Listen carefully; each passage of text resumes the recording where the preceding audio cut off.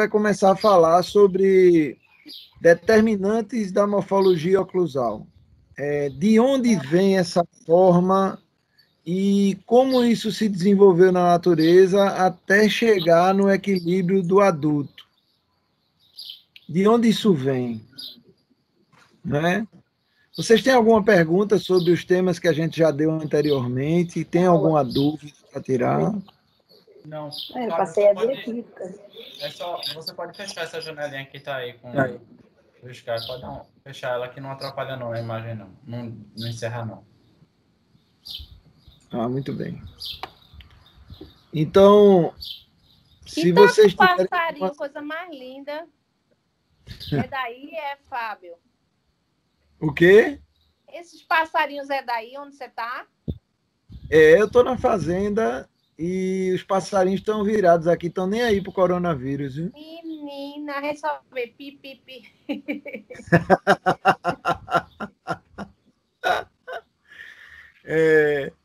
Eu estou sem ir a Recife, né? Recife está com esses pontos aí de bloqueio e eu estou evitando, né? Vou ver se consigo ficar esses 15 dias sem ir. Eu atendi várias urgências de pacientes da escola, atendi urgências de paciente meu do consultório, e essa semana e a próxima eu vou evitar de ir para Recife, vou tentar ficar por aqui pela fazenda mesmo. Uhum.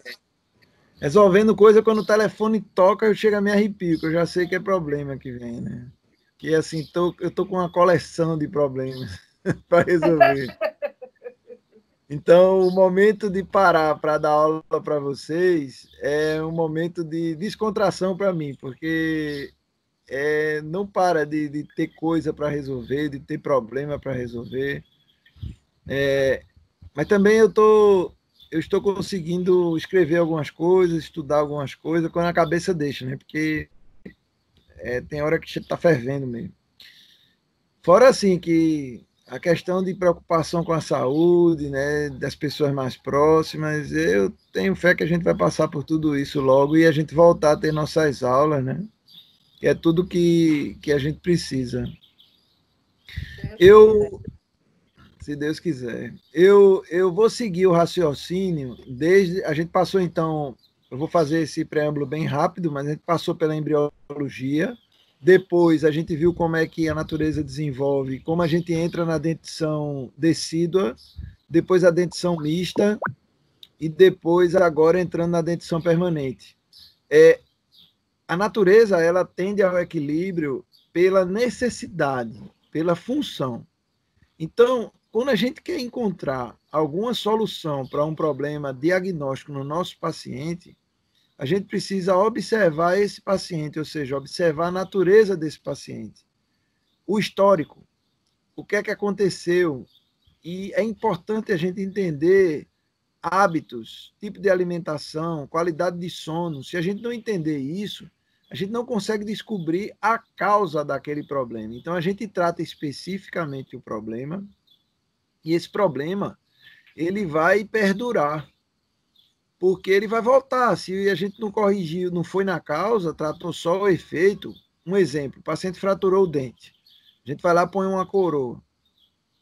Mas se a gente não descobrir por que ele fraturou aquele dente, e de repente descobrir qual a possível causa daquela fratura, a gente poderá fazer uma coroa e esse paciente logo ir para o implante. Porque a gente, na maioria das vezes, a gente está preocupado em resolver o problema imediato, em tapar o buraco. Só que isso é muito superficial, não tem nenhum tipo de ciência nisso. É puramente técnico.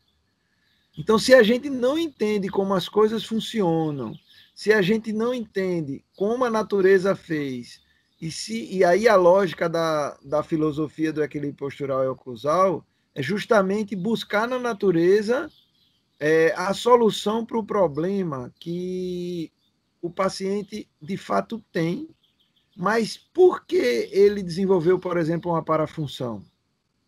Então, na minha opinião, ele desenvolve uma parafunção porque, como o organismo está incomodado com alguma dificuldade, algum intempérie, ele vai buscar na maneira que a natureza age. Então, quando ela quer que os dentes decíduos troquem para dentes permanentes, ela cria desgaste fisiológico, ou seja, facetas para que aqueles dentes desgastem, estimulem a erupção dos outros dentes, eles caiam e surjam novos dentes.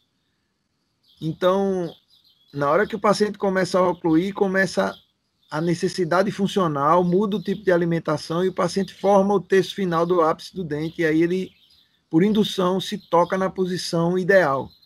Então, quando eu desenvolvo uma parafunção, a natureza está tentando corrigir o problema do jeito que ela sabe. É assim que funciona. Do jeito que ela sabe. Então, a parafunção, o apertar, o ranger dos dentes é um pedido de socorro do corpo para que a natureza corrija aquilo. Entende a lógica do raciocínio? Vocês estão me entendendo? Estão me escutando aí, não? Tentem olhar para a função como uma tentativa da natureza de buscar o equilíbrio. É um pedido de socorro. Às vezes, na maioria das vezes, tem um componente psicológico muito forte, e eu concordo, né? Então, se você olhar desse ponto, para a função, disfunção não tem nada a ver com o dente. O dente é a consequência da disfunção. Ele sofre consequências pela disfunção. Mas o que causa a disfunção? Essa é a pergunta. Por que algumas pessoas têm uma tendência maior a ter disfunção? Por que as mulheres têm uma tendência maior a sentir dor? Essa é uma pergunta que a gente pretende responder durante as aulas, mas seguindo um raciocínio, não puramente uma resposta seca e estática como as mulheres têm mais dor porque foi feita uma pesquisa, estatisticamente teve um número de mulheres maior, sim, mas o que é que tem no organismo da mulher? O que é que tem no metabolismo feminino que é diferente do masculino? E o que é que tem no limiar de dor da mulher que é diferente do homem? Essas são perguntas que a gente vai respondendo durante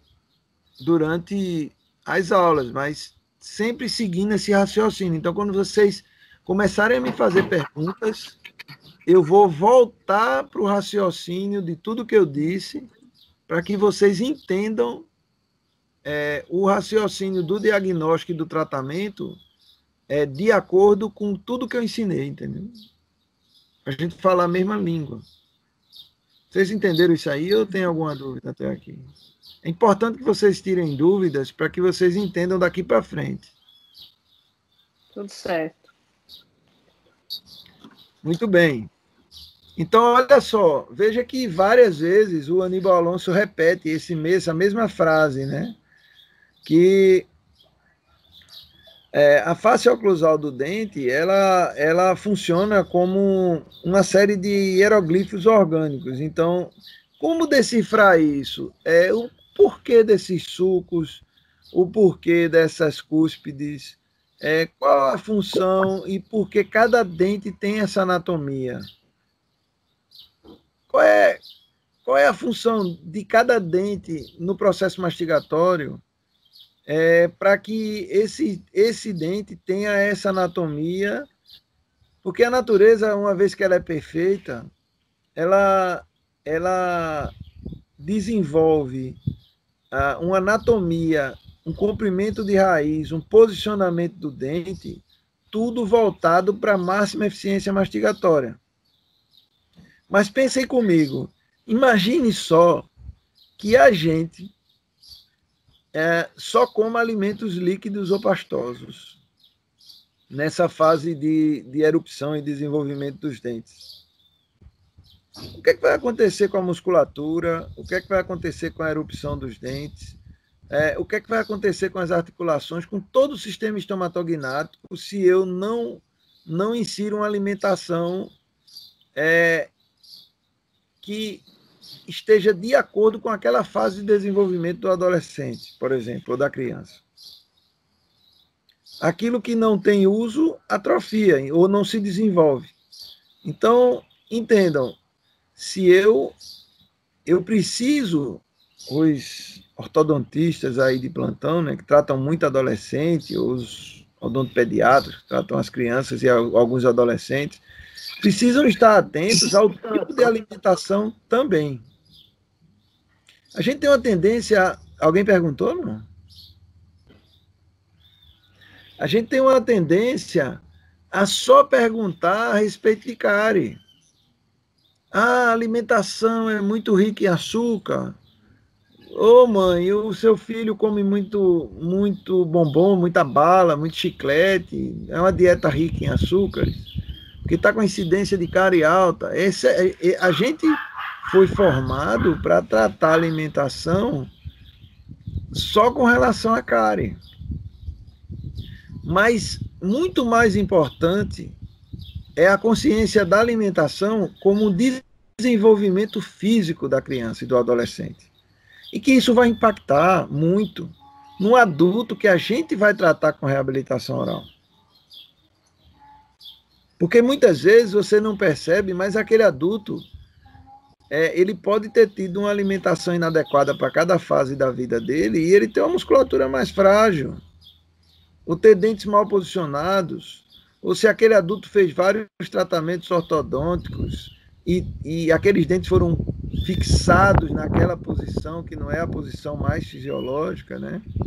Vocês viram aqui na dentição mista, os dentes permanentes vão erupcionando, né? Na hora que a gente tem a oclusão balanceada bilateral, esses dentes são alinhados tridimensionalmente no arco, mesio-distalmente, né? Que eles têm a distal do dente da frente para guiar a erupção dele. Mas do ponto de vista lateral, ou seja, no sentido palatino-vestibular, esse alinhamento fino dos dentes, ele se dá na fase em que a gente tem uma função em grupo dos dentes permanentes posteriores erupcionados. Então, eles vão se movimentando micrometricamente para a posição ideal, e a natureza faz isso através da língua, da bochecha e da necessidade mastigatória. E esses dentes eles vão assumindo uma posição ideal tridimensional no arco. É puramente fisiológico, é funcional, é de acordo com a necessidade, é de acordo com a natureza. Aí a gente vai lá e estaciona um dente na posição que a gente acha que é ideal, e muitas vezes a gente vai, por exemplo, impedir a formação do ápice de dentes, como a gente vê em tratamentos ortodônticos recorrentes, ou reabsorção do ápice dos dentes também. Na maioria das vezes a não formação completa, né, arredondamento dos ápices. A gente vai ter aí interferências oclusais, fraturas, desvios, como vocês já viram lá em pacientes. Então, tudo isso, essa posição ideal do dente tridimensional no arco, junto com a anatomia do dente, eles vão dar máxima eficiência mastigatória. E essa máxima eficiência mastigatória é que vai fazer com que o adulto ele tenha uma melhor absorção de nutrientes, ele não sinta dor e ele consiga mastigar com prazer, ou seja, triturar o alimento. Aí eu pergunto para vocês, imagina uma pessoa que sente dor, que tem desvio, que tem aquela dor subclínica, que não para de incomodar ou que mastiga de um lado só. Essa digestão começou bem na boca ou não? Estão por aí?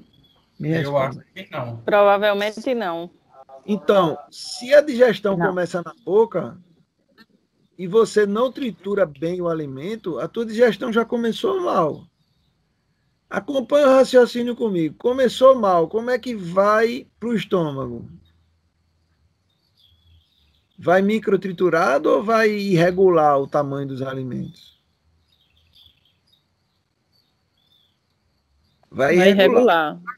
Aí o estômago vai ter que produzir mais ácido, porque vai ter que chegar triturado no intestino. Se um não deu conta, o outro vai ter que compensar. Aquilo começa a deixar o pH do estômago mais ácido. pH ácido, irritação, inflamação. Refluxo, gastrite, úlcera, depende do tempo que isso se repete. Só que quando o pH fica mais ácido, como é que o cara fica? O cara fica mais irritado ou fica mais tranquilo? Mais irritado, né? Irritado. Aí o cara que fica mais irritado, ele se relaciona melhor ou pior com as pessoas? Ele dorme bem ou dorme mal? Ele vai mastigar, vai comer com mais pressa ou com mais tranquilidade? Vocês estão percebendo como o trabalho da gente tem uma importância que a gente até hoje não deu ainda? E que o paciente talvez não saiba o que pode acontecer com ele depois desse equilíbrio. Talvez o paciente não saiba. Ele talvez não alcance se você não disser, não explicar e não mostrar para ele que a coisa vai melhorar. Entende? Então, passa por mudanças de hábito, mas essas mudanças de hábito, elas precisam ocorrer no consultório odontológico. Alguém tem que dar um freio nesse processo. Então, tem que se dizer para o paciente, olha, se você não cuidar em mastigar melhor, para microtriturar o alimento, ou seja, triturar bem o alimento, isso vai impactar em toda a tua saúde. Você precisa estar equilibrado para que você consiga equilibrar o teu corpo e a tua alimentação. Como consequência, se você seguir o que eu te disser, você vai dormir melhor. E aí, se você quiser ir adiante e fazer atividade física, vai impactar em toda a tua qualidade de vida, mas isso é uma escolha tua. Mas tudo depende de uma excelente qualidade mastigatória. Sem equilíbrio oclusal, sem anatomia perfeita, sem os dentes alinhados tridimensionalmente, sem tempo mastigatório, mastigando dos dois lados, eu já vou começar errado. Se eu negligenciar a oclusão, a digestão já começa errado. Então, assim, parece exagerado, mas de fato não é. Então, eu como não vou falar nunca de harmonização orofacial, eu vou falar agora de harmonização oclusal. Como harmonizar os dentes um com o outro para que eles participem do processo mastigatório em total equilíbrio. E quando ele estiver em equilíbrio, eu vou ter eficiência mastigatória. O que eu preciso fazer para o meu tratamento ficar em total equilíbrio? Eu preciso melhorar as relações de contato cêntricos e excêntricos, ou seja, eu preciso de contatos estáveis bilaterais e simultâneos, e eu preciso de desoclusão imediata quando eu faço movimentos oblíquos, laterais. Então, se eu negligencio esse equilíbrio máximo nos contatos e na desoclusão, eu vou estar estimulando uma parafunção. Aí vem de novo aquele raciocínio que eu já falei para vocês de uma ferida que se abre.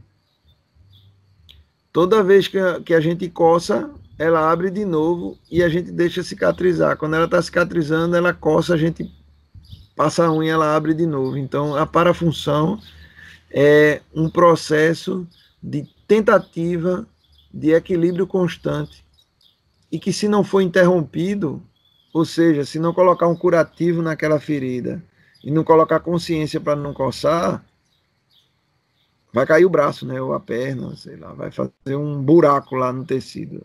E é o que acontece com o dente. Vai sendo destruído, guia vai embora, ponta de custe vai embora, e daqui a pouco a boca do cristão está igual um moinho, sem guia, com oclusão balanceada bilateral. Na hora que eu tenho paciente bruxômano sem guia, nem função em grupo, nem guia do canino, a minha boca vai tocar dos dois lados em qualquer posição. Eu vou ter oclusão balanceada bilateral no adulto. Vocês lembram quem era o protagonista? Quem era o protagonista quando a oclusão era balanceada bilateral? Vocês estão lembrados? Na guia canina, o protagonista são os caninos, né, com a prevalência de um movimento vertical, que desoclui os outros dentes. E na oclusão balanceada bilateral, vocês lembram quem era o protagonista? Lá na dentição mista? Os ATM, né? ATM. Então imagina que o meu paciente desgastou tantos dentes que agora ele toca por qualquer lado que ele movimenta. A minha TM vira o protagonista. É para a TM ser o protagonista na dentição permanente nesse momento? Não. O que é que vai acontecer? Vai acontecer um aumento de uma pressão intraarticular. Isso pode causar aderência, deslocamento de disco e artropatias. Eu posso ter uma série de problemas causados exatamente porque eu estou sobrecarregando minhas articulações. E a gente sabe que na oclusão mutuamente protegida no adulto, né, na dentição permanente, as articulações precisam ser protegidas pelos dentes. Então, dentes anteriores protegem posteriores, dentes posteriores protegem anteriores, e aí a articulação fica preservada em qualquer situação. Mas quando a articulação passa a ser o protagonista, aí a coisa fica séria. Porque a articulação passa a estar sobrecarregada e sujeita a qualquer tipo de intempérie. Por exemplo, se eu tiver uma ponta de cúspide de balanceio e o paciente fizer um bruxismo lateral, eu vou ter uma desoclusão pela cúspide de balanceio, que vai acionar o músculo pterigoideu lateral superior do outro lado, vai puxar o disco para frente e eu poderei ter um deslocamento de disco. Isso tudo é fisiológico, mas ao mesmo tempo é patológico. É a patologia que vem do desgaste desenfreado. A gente não fez nada para mudar isso. Aí o que é que a gente fez a vida toda? Pôs uma placa. E a placa também é filosofia do Aníbal Alonso. É muito importante eu mostrar isso.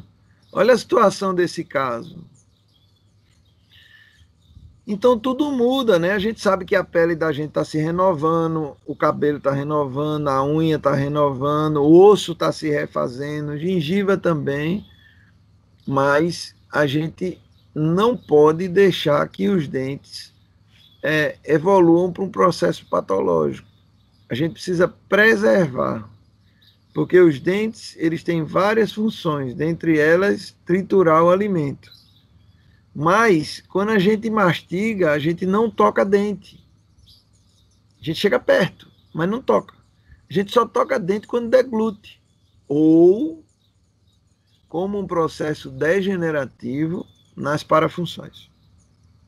E essas parafunções, sejam quais forem, às vezes é associação de refluxo com bruxismo, então o esmalte amolece pelo pH ácido e aí é que fica fácil desgastar mesmo. Às vezes a gente faz fotografia e põe em preto e branco ou no escaneamento, o esmalte está como se tivesse derramado ácido em cima dele, ele está escorrido. Como se você tivesse derramado um ácido escorrido aquele esmalte. Então, às vezes é uma associação de alguns fatores, tá? Mas um caso como esse aí da foto, que é um caso já de colapso de oclusão, né? A gente precisa encontrar a causa, do contrário, a gente vai reabilitar esse paciente e daqui a um tempo vai ser mais um trabalho jogado fora, né? Como é que a gente sabe que que a gente parou o processo? Quando a gente restabelece dimensão vertical e uma oclusão fisiológica. Para ser uma oclusão fisiológica, eu tenho que ter relação cêntrica, contatos estáveis bilaterais simultâneos, desoclusão pelo canino e dimensão vertical de oclusão. Preciso ter tudo isso, são inseparáveis. Então, olha o que acontece com um processo degenerativo quando eu tenho a associação de acidez e parafunção. Olha só, vai embora tudo. Vai embora tudo, inclusive a dimensão vertical. Esse paciente aqui, ele tem máxima intercuspidação habitual ou não tem? Olha esse paciente aqui, ó. Esse paciente tem máxima intercuspidação habitual ou não? O que é que vocês acham? Não, né? Não. Tem. Ele não toca os dentes se ele fechar a boca? Ele oclui ali, ó, de todo jeito. Ele toca em posições diferentes, né? Ele não tem uma estabilidade aí, tem? Não, mas tem um habitual. Se você mandar ele fechar a boca, ele toca dente com dente. Muito embora não tenha mais nem cúspide. Mas é diferente a posição se ele fechar os dentes da relação cêntrica, não é? Sim. Se eu manipular esse paciente para a relação cêntrica, com certeza eu vou ter algum contato que vai levar ele para outra posição. Algum contato deflectivo. Então, o paciente que tem esse tipo de disfunção, de parafunção e de desgaste, ele tem oclusão habitual, mas não coincide com relação cêntrica. Porque lembra da última aula? Oclusão, o ORC, oclusão em relação cêntrica. A oclusão tem a ver com os dentes, mas a relação cêntrica, ATM. Então, associe sempre relação cêntrica a ATM, para ficar mais fácil de raciocinar assim. E oclusão com contatos dentários. Quando eu tenho oclusão em relação cêntrica, eu tenho abertura e fechamento numa mesma posição, sem contato deflectivo. E nessa posição, minha articulação está protegida. Olha aí o que é que acontece.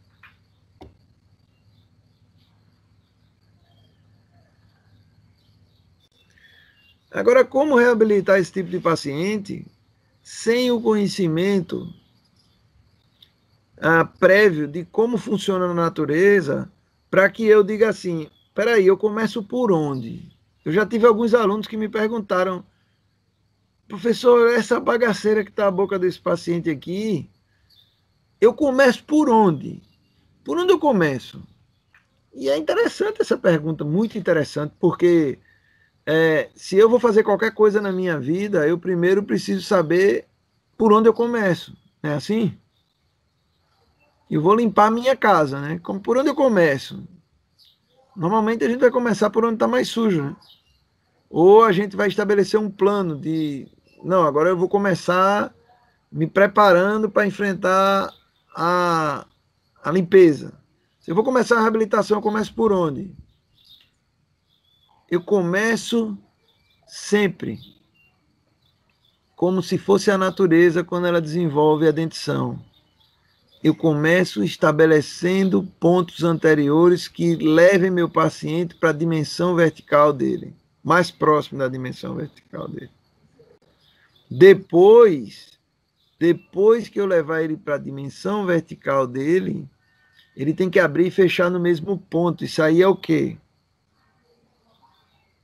Quando ele abre e fecha no mesmo ponto, na dimensão correta, essa abertura e fechamento no mesmo ponto é o quê? Relação cêntrica. Então, eu começo pela dimensão vertical de oclusão, depois eu estabeleço a relação cêntrica. A partir daí, é colocar cada figura no seu devido lugar. Aí sim, eu posso aplicar a filosofia do Aníbal, do Dato, que é anteriores e inferiores, anteriores superiores, posteriores inferiores, posteriores superiores.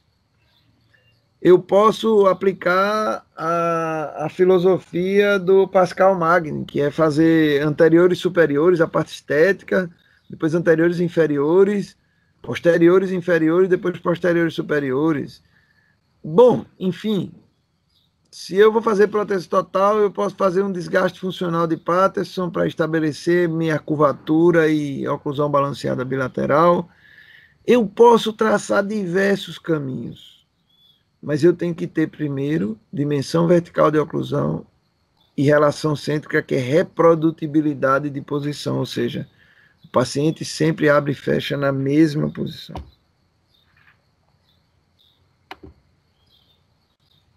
Então, olha esse paciente, ó.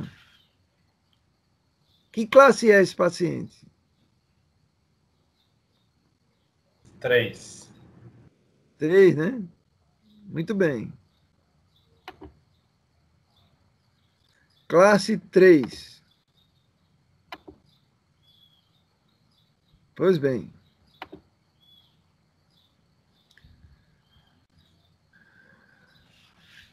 Mas, quando você vê um paciente com a mordida cruzada, qual é a primeira coisa que a gente faz no exame clínico de um paciente? Intraoral. Primeira coisa. Qual é a primeira coisa que a gente pede para o paciente? Abrir e fechar a boca. Abra a boca. Então, abra a boca abra a boca ao máximo. Ali, eu já consigo identificar um monte de coisa. Por exemplo, se ele consegue abrir a boca com facilidade, qual o nível de abertura de boca dele, se ele tem desvio em abertura ou fechamento, na trajetória de abertura ou de fechamento, se ele abre e fecha na mesma posição, ou seja, abra a boca. Na hora que ele abre a boca, fecha a boca, abra e feche rápido. Aí o paciente não consegue. Aí você manda ele pôr a língua, eu já fiz isso com alguns aí, eu não sei se vocês já presenciaram no exame, põe a língua toda para fora e para baixo, 3 vezes, abrindo o máximo a boca. Então você meio que desprograma aquele paciente imediatamente. E manda ele engolir a saliva e fechar lentamente. Às vezes, aquele paciente não é classe 3.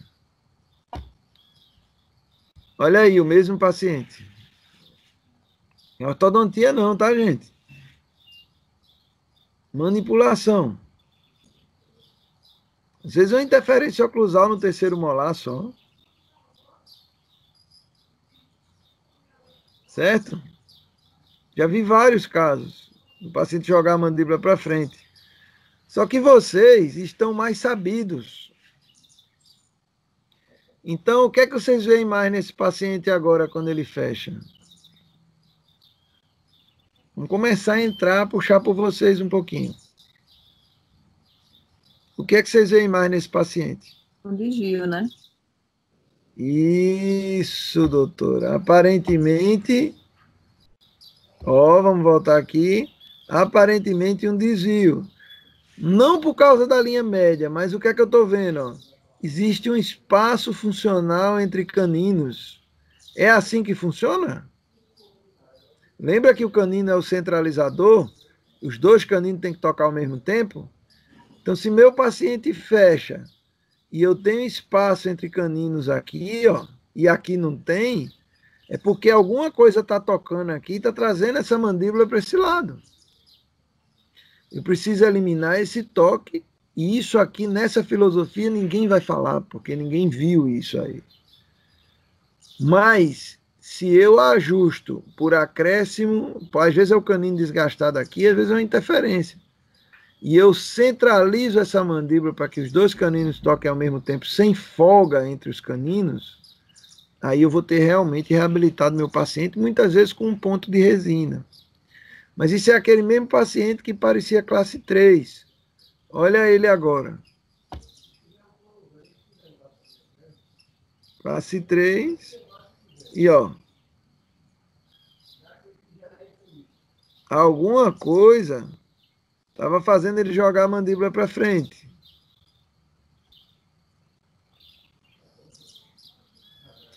Então, eu preciso ter oclusão e desoclusão. Se eu não tenho oclusão e desoclusão, esse autor utiliza placas de Michigan com guias. eu não uso. Eu corrijo, como vocês mesmos sabem, na própria boca do paciente, recuperando o que ele perdeu da natureza. Então, às vezes é um canino inferior de um lado só que perdeu a ponta de cúspide. Eu preciso encontrar quem desviou para ali e corrigir essa ponta de cúspide para o tamanho original do canino.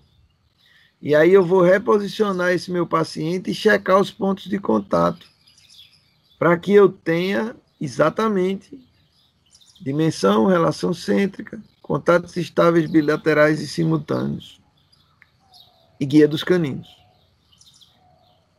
Sem precisar usar placas.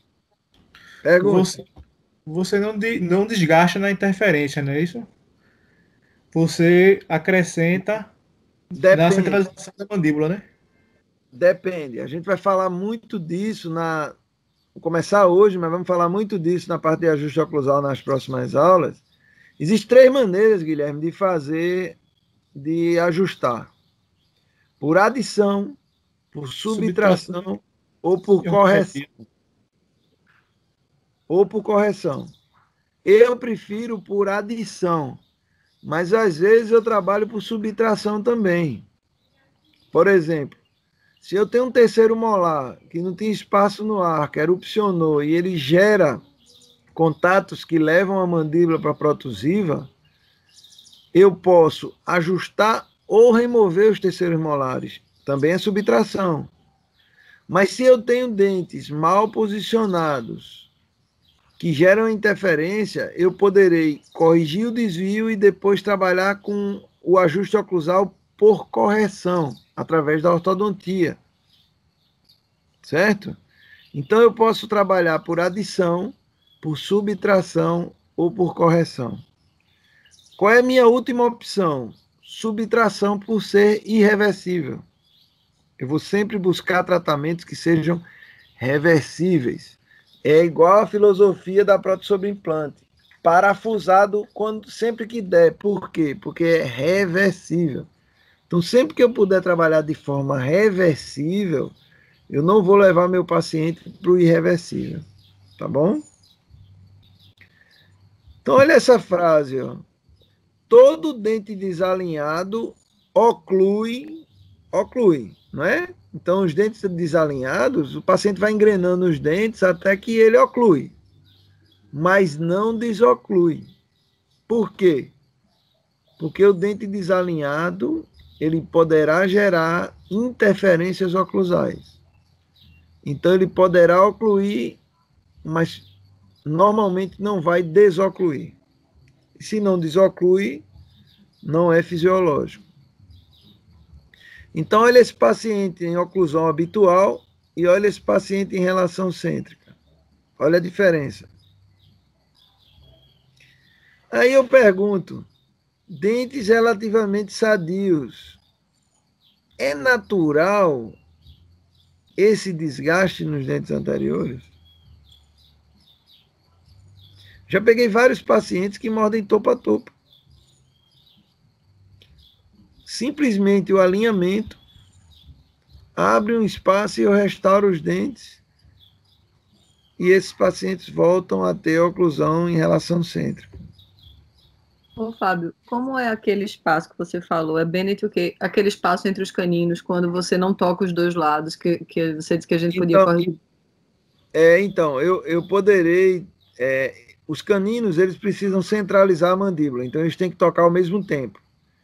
Se eu toco o canino de um lado e do outro lado ele não toca, alguma interferência está levando ele para o lado oposto. Então, eu vou centralizar esse paciente normalmente por adição. Vou restaurar o canino para que eles dois toquem ao mesmo tempo e fiquem na posição mais fisiológica. Se eu tiver espaços de movimentação lateral, eu vou ter o side shift, que é essa liberdade de movimento lateral. Isso não é fisiológico. Não é fisiológico. Na oclusão mutuamente protegida, eu preciso ter contatos estáveis bilaterais e simultâneos nos posteriores, mas quando os dentes se tocam, fazem qualquer movimento excursivo para um lado, para o outro, para frente e para frente e para o lado, Os dentes, os caninos precisam desocluir imediatamente os dentes posteriores. Se eu tiver um espaço livre entre os caninos, isso não vai acontecer. Aí você diz, e se o paciente for classe 2 ou classe 3? Pergunta aí para mim, se for classe 2 ou classe 3. Alguém me pergunta aí. Só para eu ver se vocês estão aí. Se o paciente for classe 2 ou classe... Acho que você falou que ia para o pré, não foi? Isso, vai para o pré-molar. Agora, você usou um termo que era o quê? Era Bennett alguma coisa, era? Quando tem isso? Eu tenho um Bennett imediato, que é essa movimentação dos dois lados. Dois termos que eram muito usados na escola gnatológica. O Bennett imediato e a cêntrica longa. A cêntrica longa é aquela liberdade antero-posterior. A gente sabe que relação cêntrica é uma posição única. Então, nem eu trabalho com cêntrica longa, nem com Bennett imediato. Eu não trabalho com liberdade. Ele tem que abrir e fechar na mesma posição. Aonde é que eu tenho liberdade? É a de facilitar os movimentos. Bom polimento e ângulos favoráveis. Por exemplo, se eu tiver caninos muito verticalizados, ou ponta de custe muito íngreme, fossa muito profunda, dentes muito engrenados, isso não facilita o movimento para a desoclusão. Então, eu facilito sempre a desoclusão. O que não quer dizer que eu dê liberdade de espaço. Os espaços não existem, mas eu consigo, através de um engrenamento suave, de um polimento favorável, que os dentes se movimentem e desocluam, sem travamento. Mas eu faço uma pergunta para vocês. Os dentes são para se alimentar, não? São para se alimentar? Sim. Sim. Para se alimentar. Não são. Os dentes são para mastigar. Isso. Se alimentar é uma consequência da mastigação. Porque dessa forma, o desdentado morria de fome, né? Então, o dente não é para se alimentar. O dente é para mastigar. É um processo. Alimentar é outro processo. Envolve necessidades da idade, de pessoa para pessoa. Alimentação é outra coisa. O processo mastigatório é um processo inerente à digestão do alimento. Mas não é para se alimentar, é para mastigar.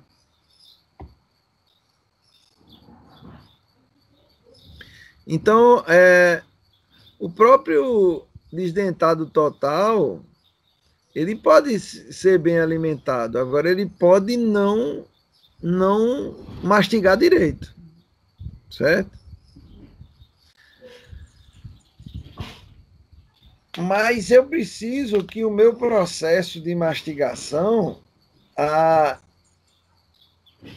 faça uma excelente microtrituração. E uma agente fundamental, e eu preciso ver isso no meu diagnóstico em reabilitação oral sempre, é a saliva. A saliva, olhe, um paciente com xerostomia, ele não sente direito o gosto do alimento e aquele alimento fica seco. Vocês já tentaram mastigar com a boca seca? É horrível. É horrível. Fora que a saliva, ela tem um potencial antimicrobiano, ela é proteção pura, né? Então, eu preciso, antes de reabilitar, observar se meu paciente saliva bem também ou não. Uso de medicamentos que interrompem o fluxo salivar. Por exemplo, uma prótese total num paciente com a boca muito seca é bronca. Provavelmente ela não vai ficar muito estável, vai machucar mais, né? Então eu preciso observar sempre como é a saliva do meu paciente também. Isso é, sim, fundamental para a reabilitação, certo?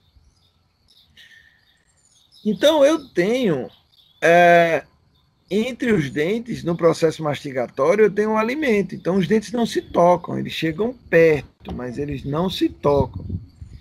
Só que se esses dentes chegam perto e eles trabalham em conjunto, cada parte daquele dente tem uma função. Então, vou dar um exemplo para vocês. Ó.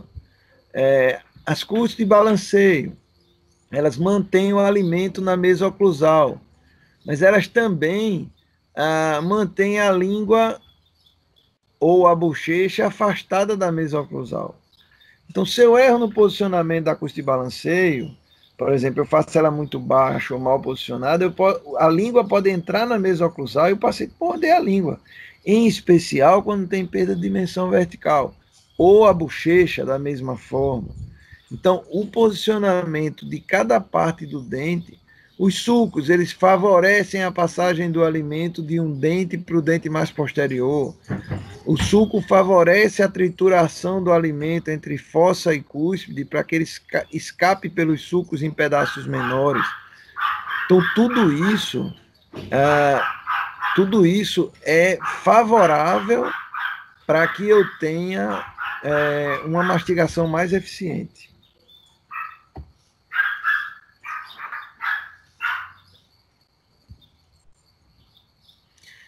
Então, eu posso errar o posicionamento dos meus dentes, e aí não significa, por exemplo, que um paciente de classe 3 não consiga triturar o alimento com canino, ou um de classe 2, mas ele vai ter que movimentar.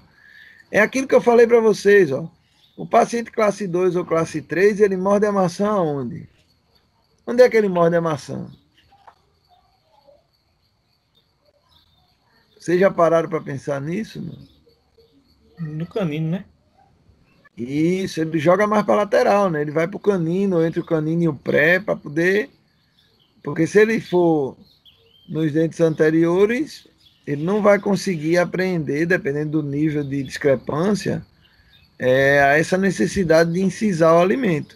Então ele vai lá na região de canino automaticamente, e aí rói o milho, come a maçã, pode até comer o cachorro quente sem a salsicha ficar lá, né? Fora do pão. Porque o paciente classe 2 é realmente que tem uma discrepância muito grande, um overjet muito grande. E o classe 3 também, se ele não mastigar lá na região de canino, ele não vai conseguir realmente quebrar o alimento para começar o processo mastigatório. Ou foi antes? Antes disso. Antes. Antes. Danou-se, então eu tô falando só há um tempo, hein?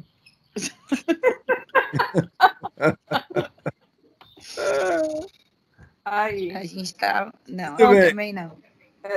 Não, mais para trás ainda, eu acho. Nossa Senhora.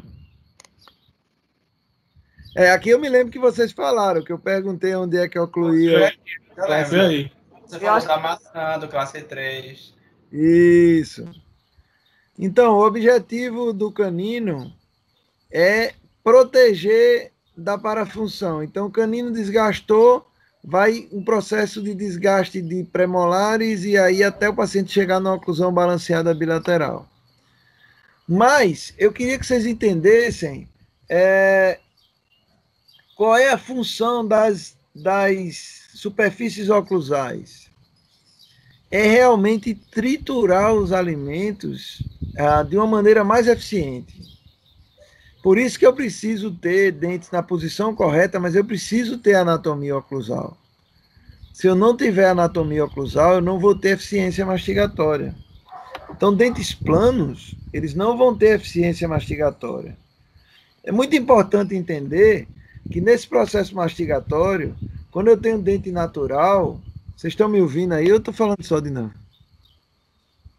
Estão aí, galera? Estamos aqui. Tá ouvindo. Tá. Tudo bem.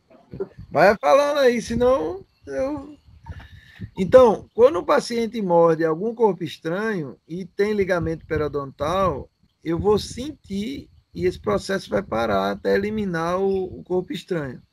Mas se eu tenho implante com implante, por exemplo, o paciente pode morder esse corpo estranho até uma fratura. É outra coisa que a gente precisa entender. Outra importância é de manter o máximo de dentes naturais possível. Mas qual o objetivo principal que ele chama de desgaste seletivo e eu chamo de ajuste oclusal. O ajuste oclusal ele pode ser feito de 3 formas: por adição, por subtração ou por correção.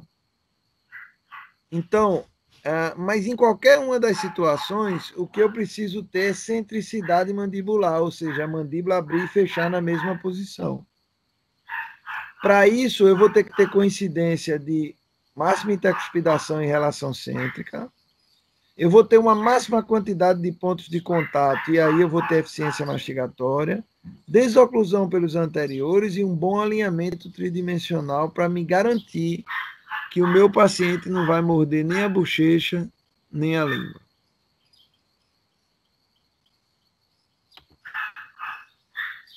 Então, para eu harmonizar uma reabilitação, ou seja, para que eu desenvolva o posicionamento dos dentes correto, com máxima eficiência mastigatória, eu preciso ter alguns conhecimentos básicos.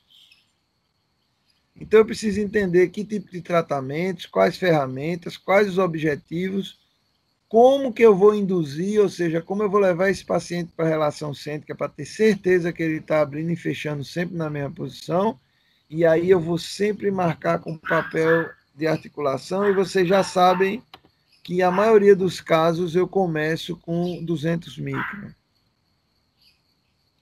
Mas lembra de lá como a natureza fez? Eu tenho, então, eu estou aqui o tempo todo olhando o celular para ver se Marcelo está me avisando que eu estou fora. Vocês lembram como a natureza fez? Estão por aí, galera? Então, assim, deixa. É só tirar o silencioso do celular, que aí se eu perceber que tu caiu, eu te ligo. Tá, eu vou tirar aqui o silencioso também. Então, na natureza, como é o protocolo biológico? Forma e tamanho, alinhamento tridimensional e oclusão, autoindução, ou seja, os dentes vão se tocar o máximo de toques sem interferência. É assim que a natureza faz. Então, os dentes se formam e vão se desenvolvendo, erupcionando, né? Até que ele vá para a posição tridimensional correta, e aí naquela fase de função em grupo da dentição mista, ele se alinha de maneira mais fina tridimensionalmente, e aí ele oclui perfeitamente quando ele forma o terço final do ápice, que é a autoindução. Decorem isso. Então, se eu preciso fazer qualquer tipo de ajuste, eu vou fazer... Olha só, eu vou fazer correção, adição ou subtração. Vocês entenderam isso aí, gente? Sim ou não? Sim, sim. Sim. Então, olha como funciona. Ortodontia. Adição, quando eu tenho desgaste. E subtração, essa é a minha última escolha.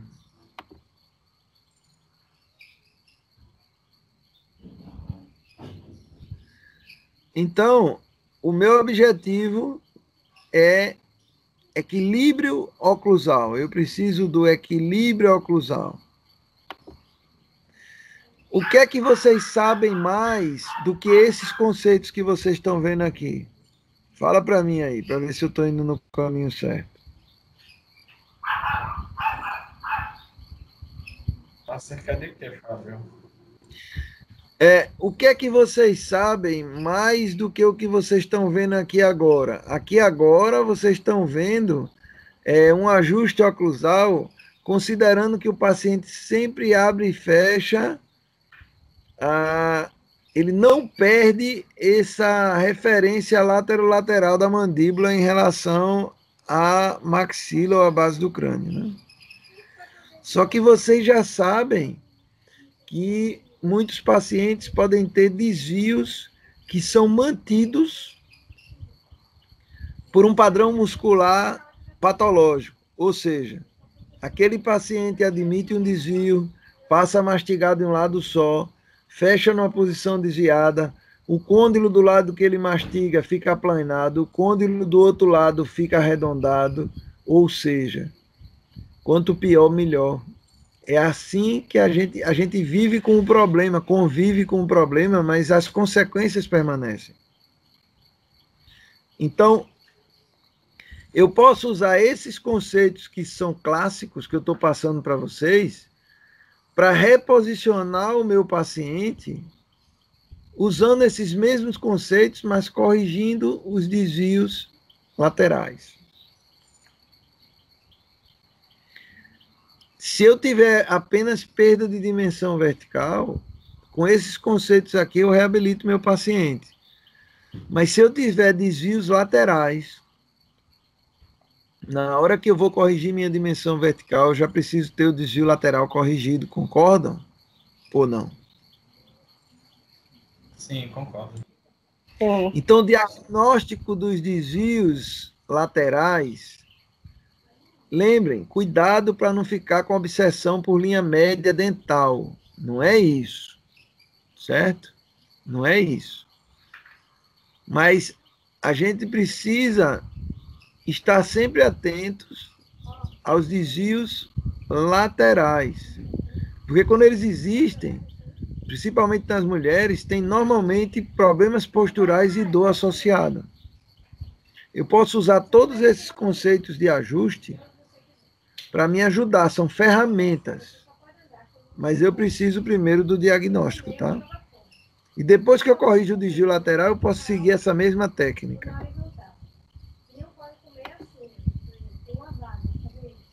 Então, quais são as ferramentas que você pode utilizar para tudo isso? Olha aí, eu vou ter forma e tamanho, né? Eu vou ter linhas de referência e eu vou ter que ter conhecimento de indução. Ou seja, como foi que esse dente se gastou? Qual dente gastou? Em que posição esse dente gastou? E outra, por que tem adultos que não têm nenhum tipo de desgaste patológico?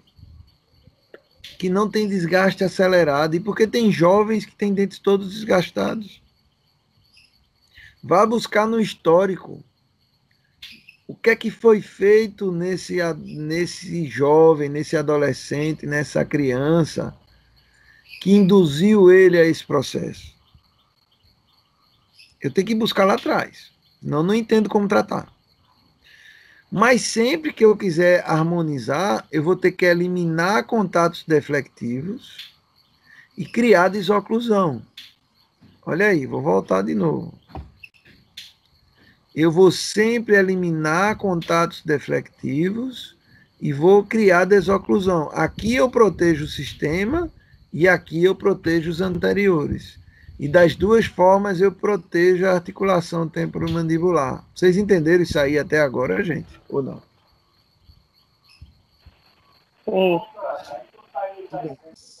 Vocês estão aí.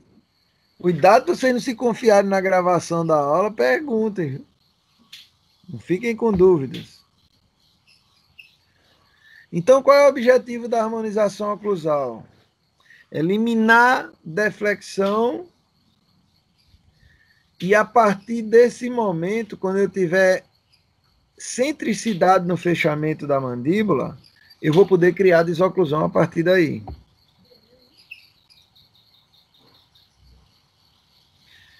Então, na hora que eu alinho o paciente em relação cêntrica, eu posso criar desoclusão. Olha só. Olha com esse paciente. O que é que acontece? Olha a posição desse molar, ó, desses molares, né? E ele toca e traz a mandíbula para frente. Mas olha quando ele está em relação cêntrica, o que é que acontece aqui? Quando esses dentes tocam e esse paciente joga a mandíbula para frente, que grupos musculares vão ser acionados para jogar essa mandíbula para frente? Pterygoidea, Vocês estão aí? Oi? Pterigoideu, né? Isso. Os pterigoideus Laterais. inferiores. Medial, né? Pterigoideus Medial, laterais inferiores. lateral. Principal grupo muscular, pterigoideus laterais inferiores, responsáveis pela protusível. Esses músculos, eles vão estar em espasmo, ou seja, eles estão em hiperatividade. Olha nessa foto aqui, ó. Você vê isso claramente. Quando esse músculo está em hiperatividade, está em espasmo, o que é que vai acontecer, gente? Dor. Se eu vou para a academia e eu pego o peso e amanhã eu faço o mesmo exercício de novo, pego o peso de novo, quando o meu músculo dói, é porque ele está num processo inflamatório. Não é isso? E para haver aí a hipertrofia muscular, eu vou ter que ter um processo inflamatório.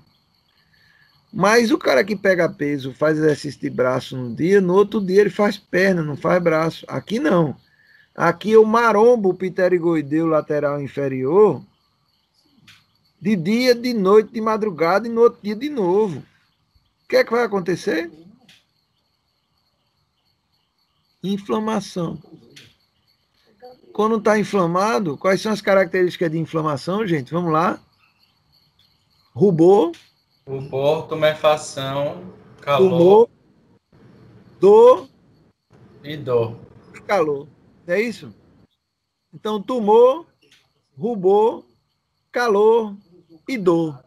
O que é que incomoda a gente primeiro? A dor. Dor. Dor. Então, é aquela história. Eu estou com um cansaço na minha mandíbula, o paciente fala. Eu estou com dor próximo dos ouvidos, eu estou com dor na lateral da cabeça. Parece que eu mastiguei chiclete há 3 dias que eu mastigo chiclete. Ou seja, quando eu toco dentes com interferência oclusal, que a minha mandíbula é jogada para a anterior, eu aciono grupos musculares dos pterigoideus laterais e inferiores e desta forma eu vou ter hiperatividade muscular. Hiperatividade gera espasmo, às vezes o paciente até trava, né? Aquele paciente terceiro molar erupcionando, ele está tão inflamado a musculatura que ele não consegue abrir a boca. Certo? Entenderam isso aí, gente? Foi o dente que causou a disfunção? Não. O dente é um coadjuvante. É o gatilho. Mas não foi ele que causou a disfunção.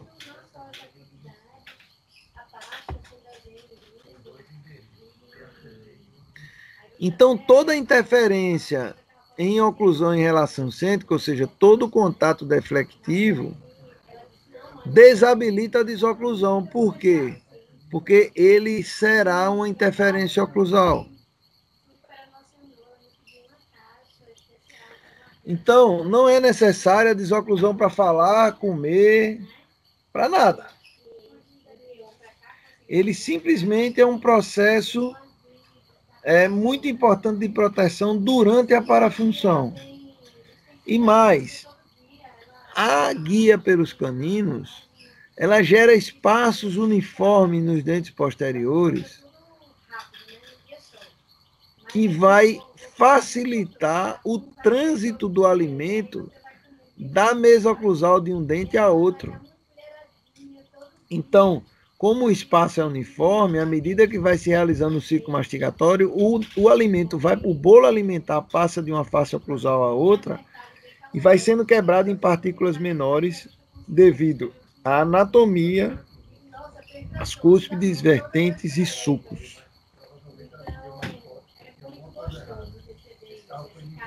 Então, o dente desalinhado, ele oclui, mas não desoclui, tá? Então, olha o que é que acontece nessa animação quando eu tenho oclusão e desoclusão. Olha aí o que é que acontece nos dentes anteriores e nos dentes posteriores. Então, oclusão mutuamente protegida. Anteriores protegem articulação e posteriores. Ó. Posteriores protegem articulação e anteriores. Esse é o objetivo da oclusão terapêutica ou oclusão mutuamente protegida. Eu só chamo oclusão terapêutica quando eu reabilito. Na dentição natural, eu prefiro chamar de oclusão mutuamente protegida. Dúvida, gente? Vocês têm dúvidas até aqui? Não. Vamos lá. Então, eu tenho oclusão que protege em cêntrica e eu tenho desoclusão que protege em excêntrica. Olha o que é que acontece, ó. A articulação duplamente protegida pelos dentes. Olha que maravilha. Então, aqui os posteriores desocluem os anteriores, né? Não toca os dentes anteriores, eles ficam próximos ao toque. E quando eu faço qualquer movimento lateral, os dentes anteriores desocluem os dentes posteriores. A pergunta que eu faço para vocês: dá para a gente reabilitar um paciente sem reconstruir os caninos? Sim ou não? Não. Não. Dá, né? Não. Se o canino é a guia, não tem Ah, como. meu paciente foi fazer uma coroa no meu consultório e ele não quer reconstruir os caninos.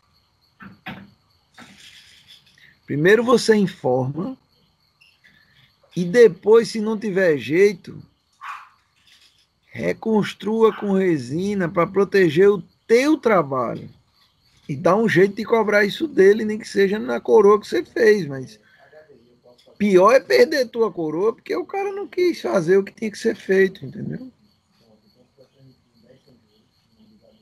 Porque o dente mal posicionado, ele oclui, mas não desoclui. Se não desoclui, o problema vai chegar uma hora. Então, na hora que ele abre e fecha, eu poderei ter contatos com deslize ou poderei ter um contato num único ponto, que é o tripoidismo. Ponta de cúspide e fundo de fossa. Então, a musculatura, eu vou ter máxima eficiência no desgaste na parafunção e máxima eficiência mastigatória é o meu objetivo. Então, a minha desoclusão causa ineficácia na parafunção e causa eficácia na minha mastigação.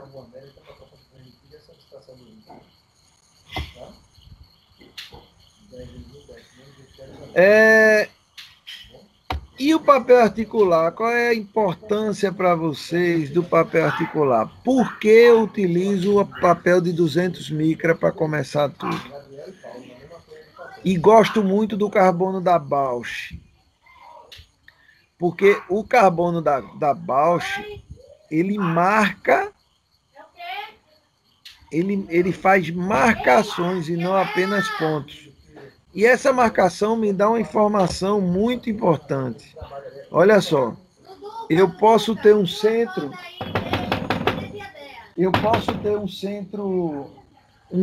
branco e poderei ter uma marca em volta. Se eu tenho uma marca em volta, eu sei a intensidade do meu toque.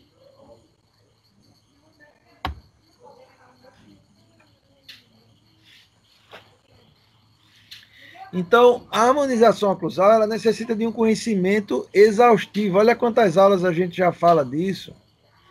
Porque eu preciso saber fazer a indução clínica, ou seja, eu preciso levar a minha mandíbula para a centricidade com muito conhecimento. Do contrário, eu poderei realizar todo um tratamento,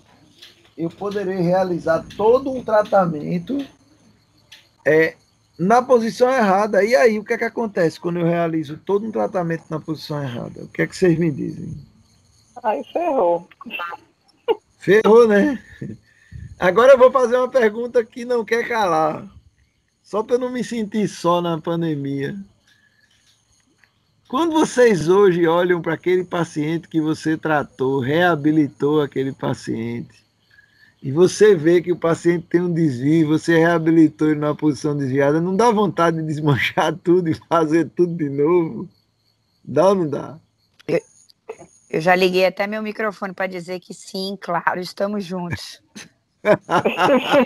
Dá vontade de morrer. Qual é o limite disso?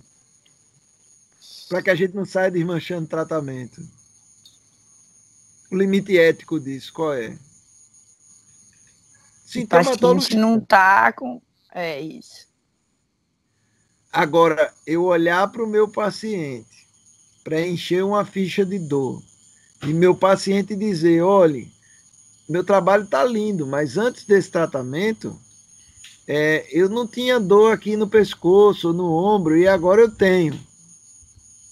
Aí eu vou te falar, que isso já aconteceu comigo. Eu desmanchei tudo. Porque eu sei que eu causei aquela dor. Aí eu fiz os pontos de resina, mostrei para o paciente que ele ia ficar sem dor, pedi licença para ele e consertei. Por quê? Porque eu não tinha esse conhecimento. E antes, eu só reabilitava o meu paciente na posição que eu tinha. Só que essa posição muda toda a história. Muda toda a história. E pior, depois que eu sei disso, agora não dá mais para ficar quieto. Porque se eu desconfio, eu posso pedir uma tomografia. Se eu vejo meu paciente com a mandíbula, o côndilo facetado de um lado e arredondado do outro, opa! No mesmo paciente, um côndilo destruído de um lado e o outro íntegro. Tem alguma coisa errada, não tem? Eu já desconfio antes de começar. Aí eu não posso mais. Isso vai fazer a diferença entre reabilitadores e reabilitadores. Vai fazer a diferença entre as crianças e os adultos. Nessa brincadeira, vai se separar. E isso só o tempo vai mostrar. Só o tempo vai mostrar. Ô, Fábio, agora é engraçado, porque é uma coisa tão óbvia. E, assim, a gente nunca foi alertado nem mostrado isso. Porque curso a gente já fez muitos, né? E, assim, você passa a ver isso agora. E, assim, agora não, um tempinho aí, mas já era pra gente estar fazendo certo há muito tempo, né?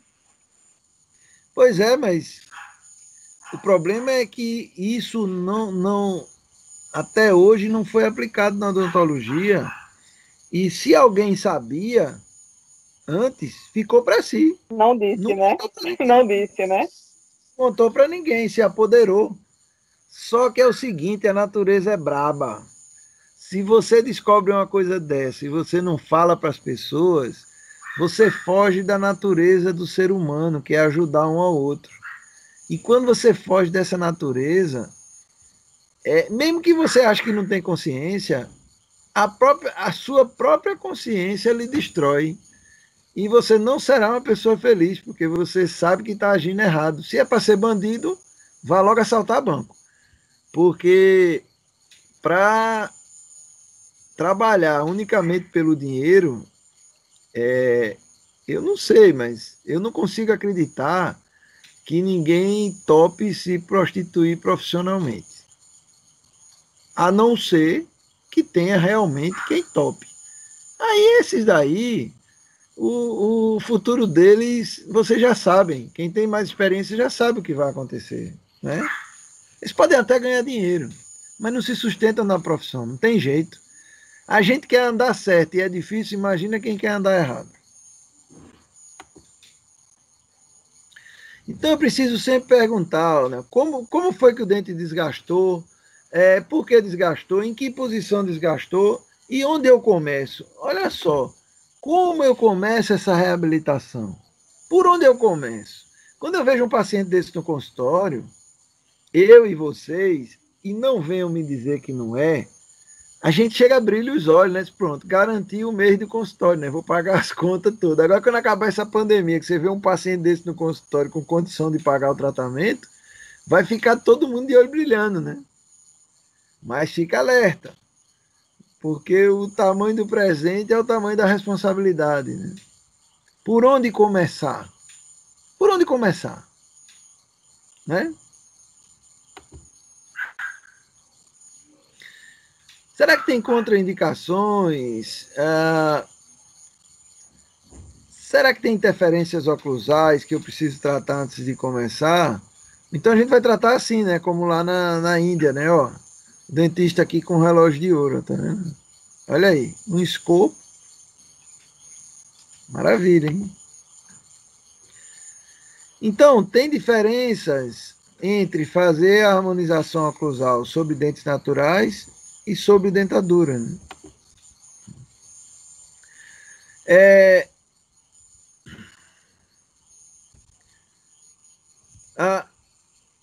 Tudo que sair de cêntrica deve ser excêntrico, ou seja, quando eu faço qualquer movimento de lateralidade para prender um alimento, para qualquer coisa, ou até na parafunção, eu preciso desocluir os dentes posteriores imediatamente. Só que os músculos pterigoideus laterais, né, que alguns chamam de externos, né, os pterigoideus laterais, principalmente os pterigoideus laterais inferiores, são os principais protagonistas nos movimentos excêntricos. Quando agem em conjunto, em protusiva, mas em lateralidade, quando age o fecho de um dos lados só. Eu preciso entender como esses músculos são ativos e como eu vou desprogramar eles. Eu só posso desprogramar eles se eu devolver desoclusão. Esse autor e outros usam placas, né? Mas eu prefiro ajustar por adição e devolver a centricidade tudo por adição. Na minha opinião, a resina composta é um material simples, fácil de usar para o dentista clínico comum e um material barato, pode ser usado em qualquer ambiente, mesmo numa faculdade, numa escola, num consultório do mais alto padrão ou num consultório popular. Mas o que vale é o conhecimento, aonde eu vou pôr aquela resina e como eu vou polir ela, certo? Para então realizar um ajuste oclusal. E aí eu consigo normalmente desprogramar o meu paciente daquele hábito de posição de mandíbula que ele tinha. Mas às vezes, em raríssimos casos, eu coloco placa também. Não é a minha primeira opção. Mas, por exemplo, o paciente com a dentição muito destruída, eu posso... Vocês estão me ouvindo aí, gente? Estão aí ou eu estou falando só de novo? Sim, estamos. Muito bem. Sim, Então, às vezes eu tenho um paciente que ele tem a dentição muito destruída e aí eu posso moldar ou escanear ele e construir a overlays, ou seja, como se fosse uma placa na cor do dente que eu vou cimentar ela naqueles restos de dente que estão na boca. Eu vou devolver uma posição ideal para ele e observar. Isso não é uma placa, isso é uma reabilitação provisória em PMMA, em acrílico, né? Mas são overlays, ou seja, são dentes unidos que são cimentados para devolver dimensão vertical, contatos estáveis bilaterais simultâneos e guia. Funciona como uma placa? Funciona. Mas eu normalmente evito usar placa lisa hoje, mesmo com guia. Eu acho que dá para reabilitar os pacientes, porque meu medo da placa é que o paciente pode não usar, entendeu? Então a gente perde muito tempo. Quando eu faço tudo fixo, eu sei se vai dar certo ou errado o que eu estou propondo. Então eu poderei ter contatos em oclusão em relação cêntrica, ou seja, abrir e fechar na mesma posição, ou eu poderei ter contatos com desvios, tá? Ô, Fábio, mas você faz aí em PMMA, mas você não tem preparo, né? Olha, eu sempre vou trabalhar de maneira reversível. Ou eu posso colocar em Pode bisacrílica, botar bisacrílica, né?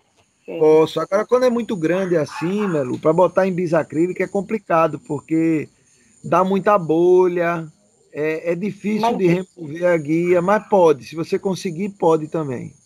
Porque isso é eu para digo usar. assim, em, sem preparo em PMMA, você vai ter retenção, né? Como é que bota aí?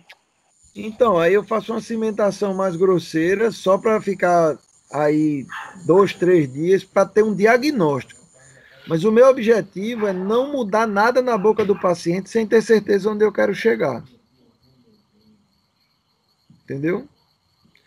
Eu vou sempre trabalhar nessa fase de diagnóstico de maneira totalmente irreversível. Porque o paciente pode dizer, eu não quero fazer o tratamento, eu não quero continuar, eu não enxerguei benefício. E o que eu quero é que vocês entendam que a gente deve evitar celeuma, entendeu? Então, eu só vou para o meu paciente se eu tiver realmente o ok dele para começar, entendeu? Certo? Então, qual é o meu objetivo? É ponta de cúspide em fundo de fossa. Não tem desvio, abriu e fechou na mesma posição. E aí, eu vou ter sempre dentes relacionados à oclusão e relação cêntrica relacionado à ATM. O que é uma reabilitação oral se não um ajuste oclusal por adição? Concorda ou não? Sim. Então, a reabilitação é um ajuste oclusal por adição. Dentro desse conceito, corrigir a desoclusão pelo canino com resina é reabilitar. Restaurar um dente, levando o paciente para a relação cêntrica, levando o paciente para eliminar contato deflectivo, é reabilitar. Então, fazer uma dentadura, uma prótese removível, qualquer tratamento, por mais simples que seja, a gente sempre tem uma tendência a associar a reabilitação com tratamentos de custo muito alto, mas isso não é uma realidade. Eu posso reabilitar meu paciente com resina composta, eu posso reabilitar até meu paciente com resina acrílica, com provisórios, desde que esteja esclarecido para ele que ele vai depois ter que substituir aqueles conjuntos por trabalho de maior duração. Então, novamente, forma e tamanho, linhas de referência e indução. Então, as etapas, não vou chamar de desgaste seletivo, mas de ajuste oclusal, né? As etapas do ajuste oclusal são cêntrica e excêntrica. Oclusão em relação cêntrica e desoclusão. Eu vou ter oclusão mutuamente protegida. Então, se eu não domino posição de relação cêntrica, ou seja, levar o paciente, induzir o paciente à posição de relação cêntrica, eu não domino o alinhamento tridimensional dos dentes, é melhor não reabilitar. Então, o dente desalinhado, ele oclui, mas ele não desoclui, ele gera interferência. Olha aqui, ó, tá? Ele fecha, né? Ele intercuspida, mas na desoclusão eu terei sempre. Então, o dente desalinhado, ele oclui, mas não desoclui. Por isso que eu preciso ter na desoclusão espaços uniformes. Eu preciso ter espaços uniformes. Eu preciso sempre, antes de começar a reabilitar, eliminar contatos deflectivos. E eliminar contatos deflectivos pode ser por adição, por correção ou por subtração. Dúvidas aí, gente? Alguma dúvida? Não. Não. Não. Então, o objetivo do meu ajuste oclusal incêntrica é eliminar a deflexão. Eu preciso que a máxima intercuspidação habitual coincida com a oclusão em relação cêntrica, ou seja, o paciente abre e fecha numa mesma posição.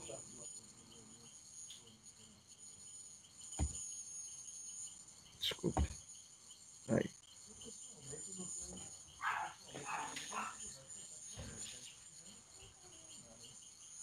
Então, se eu tiver um paciente em relação cêntrica com desoclusão com espaços uniformes, eu jamais terei contato prematuro ou interferência oclusal.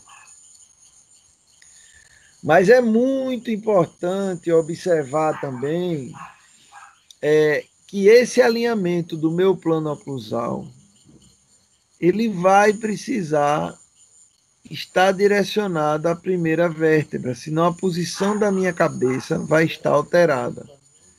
Essa posição de cabeça alterada gera dores musculares. Do mesmo jeito que a interferência gera dores nos pterigoideus ou no temporal, o erro na posição do plano oclusal poderá gerar dor na coluna cervical, nos ombros, dependendo se há desvio ou não, tá?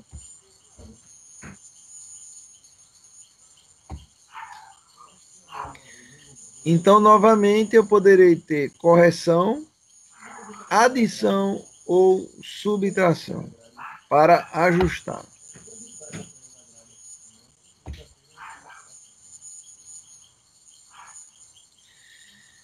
Desgastar é destruir a anatomia. Por isso que eu não gosto, Guilherme, do desgaste. Eu posso até remodelar, se for o caso. Mas dente natural é raríssimo, a não ser em terceiro molar, eu fazer desgaste, ou seja, subtração. Normalmente eu vou identificar algum desvio e aí por adição eu consigo fazer todo o ajuste. Você vai contribuindo também para diminuir a dimensão, né? Fazendo isso, né? Poderei diminuir dimensão também.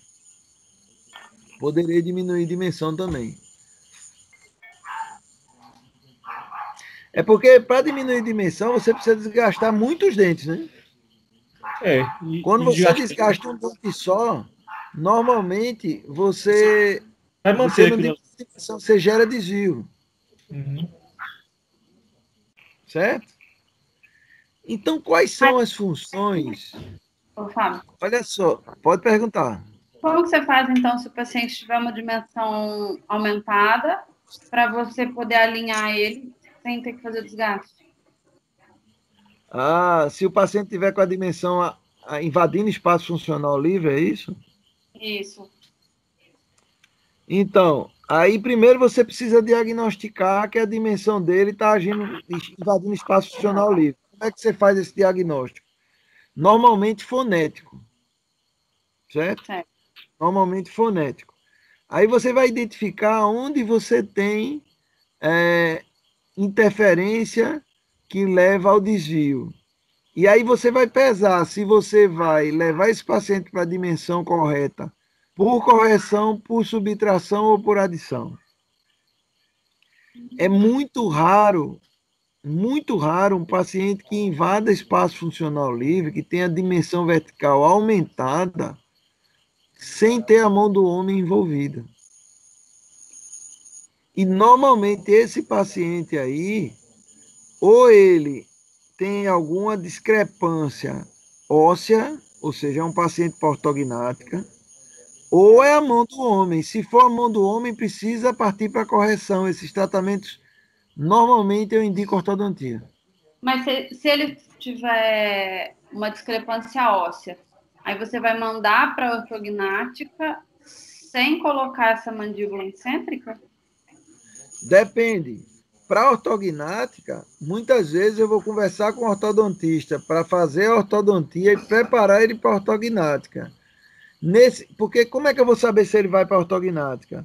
Através dos exames radiográficos, tomográficos. Eu vou ver se esse paciente tem discrepância de crescimento, se é uma discrepância óssea. Se ele tem discrepância óssea, eu vou mandar meu ortodontista preparar ele para cirurgia. Quando meu ortodontista prepara ele para cirurgia, eu observo se ele está centralizado no desvio, ou seja, se ele continua tendo discrepância, mas está centralizado. Ele pode estar equilibrado, sendo classe 1, classe 2 ou classe 3. Certo. Aí sim, eu preparo o meu paciente sem dor, sem desvio, para então fazer a cirurgia ortognática. Ok. Entendeu isso aí? Entendi. Mas assim, o princípio básico, Renata, é nunca desgastar o dente natural. A não ser que você não tenha outra opção, como, por exemplo, um dente muito instruído, com exposição de furca, ou dente com perda de suporte periodontal, ou um terceiro molar. Tem que pesar muito, mas um dente natural evita passar a broca nele, tá? Então, quando a gente fala agora de determinantes da morfologia oclusal, depois eu vou fazer uma aula só para amarrar todo esse conhecimento, para a gente revisar. Eu vou ter aí a importância de cada estrutura anatômica. Então, observe o equador protético desse premolar. Observe onde está a mesa oclusal. Então, eu tenho normalmente uma distância entre ponta de cúspide e ponta de cúspide de 5 milímetros, uma distância média no humano, né? Então, a distância entre ponta de cúspide e ponta de cúspide de 5 milímetros, se eu tiver isso como referência, eu não vou fazer um dente muito estreito nem muito largo na sua mesa oclusal. E eu tenho aqui, olha só, eu tenho aqui, de acordo com a minha função mastigatória, agora saindo do macro, que é a relação maxilomandibular, para o micro, que é a unidade dental, eu vou ter o sulco que vai guiar o lado de trabalho, o sulco que vai guiar a protusão para apreender o alimento e esse alimento voltar para a mesa oclusal depois. Então, eu apreendo com os incisivos e meus incisivos inferiores jogam o meu alimento para dentro da boca e a língua e a bochecha jogam ele para cima da mesa oclusal. Então, quando eu jogo a minha mandíbula para frente, que é a protusiva, a setinha verde, ó, certo? Quando eu jogo a minha mandíbula para frente, eu trago o meu alimento e ele passa de um dente para o outro através do sulco principal. Mas eu tenho o meu lado de balanceio também. Então, essas setas, elas guiam a forma anatômica do dente. Olha como funciona no premolar. Lado de trabalho, tá? Protusiva e lado de não trabalho. Certo? Então, se você olhar no dente inferior, eu tenho a protusiva para trás, porque à medida que a minha mandíbula avança, a ponta de cúspide do superior marca para trás e no superior marca para frente. Então, observe que a setinha pode estar para anterior ou ela pode estar para posterior. Vamos raciocinando aí que a gente vai falar muito disso, tá? Então, a filosofia do Aníbal é de... Ele fala das 3 possibilidades, mas ele admite o desgaste seletivo. Eu já vejo o desgaste seletivo como uma raridade. Muito raro. O desgaste, a subtração, por conta dos desvios. Desvios, se você não reconhece o desvio, se você não sabe que existe o desvio lateral, você às vezes pensa que tem que ajustar um dente, mas quando você corrige o desvio, muito pelo contrário, você teria que adicionar naquele dente. Então, normalmente, os ajustes oclusais são por adição ou por correção, e raramente por subtração.